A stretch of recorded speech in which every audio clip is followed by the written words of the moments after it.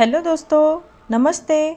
तो चलते हैं जीत आपकी इस किताब के अगले पड़ाव की ओर, जिसका नाम है एहसान मानने का नज़रिया बनाएं।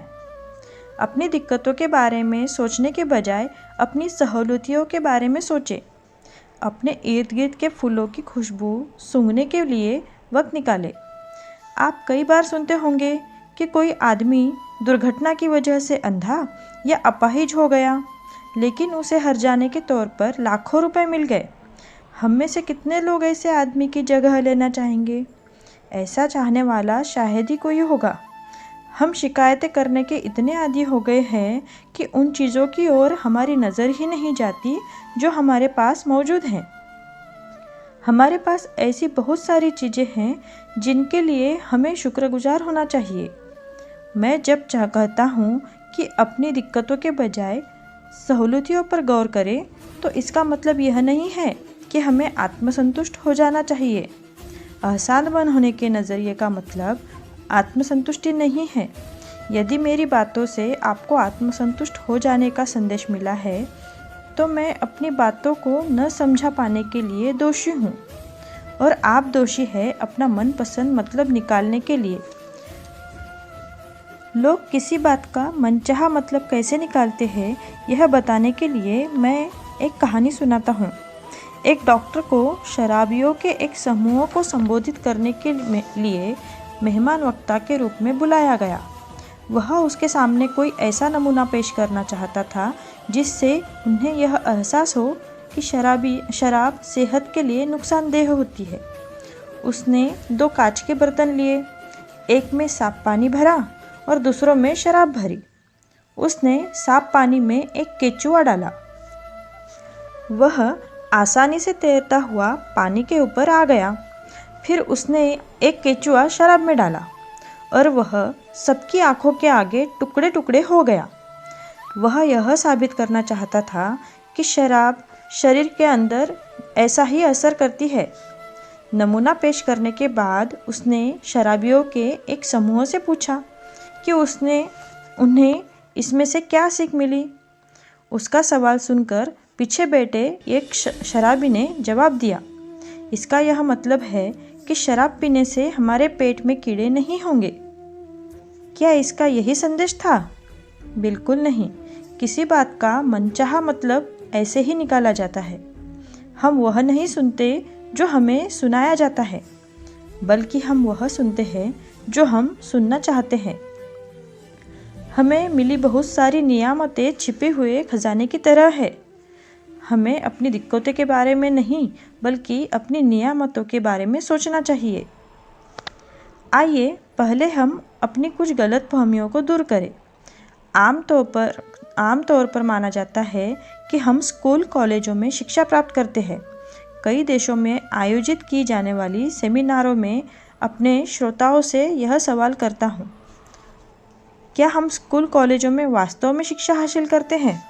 इस बात पर आमतौर पर सहमति है कि शिक्षा कुछ ही लोग हासिल कर पाते हैं और ज़्यादातर लोग वंचित रह जाते हैं। मेरी बात का गलत मतलब न निकालें। हमें स्कूल कॉलेजों में ढेर सारी सूचनाएं हासिल होती है। शिक्षित होने के लिए सूचनाएं भी ज़रूरी है, लेकिन इसके साथ ही शिक्षा का सही मायने में समझना भी चाहिए। बौद्धिक शिक्षा हमारे दिमाग पर असर डालती है, जबकि नैतिक शिक्षा हमारे मन को प्रभावित करती है। यदि शिक्षा मन को ट्रेनिंग नहीं देती, तो वह खतरनाक हो सकती है। अगर हम अपने दफ्तर, घर और समाज में लोगों के चरित्र का निर्माण करना चाहते हैं, तो हमें उन्हें एक स्तर तक नैतिक शिक्षा देनी होगी। ईमानदारी, दया, साहस, दृढ़ता और जिम्मेदारी जैसे बुनियादी गुण विकसित करने वाली शिक्षा बेहद ज़रूरी है। हमें ज़्यादा अक्षर शिक्षा की ज़रूरत नहीं, बल्कि चरित्र बनाने वाली शिक्षा की है। नैतिक स्तर पर शिक्षित आदमी ज़िंदगी में उस आदमी की तुलना में ज़्यादा कामयाबी और तरक्की हासिल कर सकता है जिसे ज़्यादा अच्छी शिक्षा मिली हो, पर जिसके पास नैतिकता की पूंजी ना हो। नैतिकता विहीन शिक्षा। असली शिक्षा आदमी के दिल और दिमाग दोनों को ट्रेनिंग देती है। एक अनपढ़ चोर शायद मालगाड़ी से सामान ही चुराएगा, पर पढ़ा लिखा चोर तो रेल की पूरी पटरी ही उड़ा ले जाएगा। हमें ग्रेड नहीं बल्कि ज्ञान और बुद्धिमत्ता हासिल करने के लिए होड़ लगानी चाहिए। तथ्यों को जानने से ज्ञान हासिल होता है और उनका सरलीकरण करने से समझदारी प्राप्त होती है। कोई आदमी अच्छा ग्रेड और उच्च डिग्रियां हासिल करने के बावजूद अशिक्षित रह सकता है। ज़्यादा सीखे बिना भी अच्छे ग्रेड और डिग्री तो मिल जाती है, लेकिन सबसे अहम बात कोई सीख सकता है तो वह यह है कि सीखने के सही तरीके को सीखे। लोग सूचनाओं को रटने की काबिलियत को ही सही गलती से शिक्षा समझ लेते हैं। बिना मूल्यों के दिमागी शिक्षा समाज के लिए आफत पैदा करती है। ज्ञान शक्ति नहीं है। अक्सर हमें सिखाया जाता है कि ज्ञान शक्ति है, लेकिन यह असलियत नहीं है। ज्ञान तो महज जानकारी का नाम है।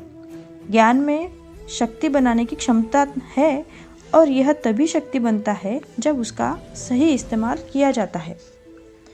एक इंसान पढ़ना नहीं जानता, दूसरा पढ़ना जानते हुए भी नहीं पढ़ता। दोनों में क्या फ़र्क है? बेन फ्रैंकलिन के मुताबिक कोई ख़ास फ़र्क नहीं है। सीखने और खाने में क्या समानता है? अहम बात यह नहीं होती कि हमें कितना खाया है, बल्कि यह होती है कि हमने कितना पचाया है।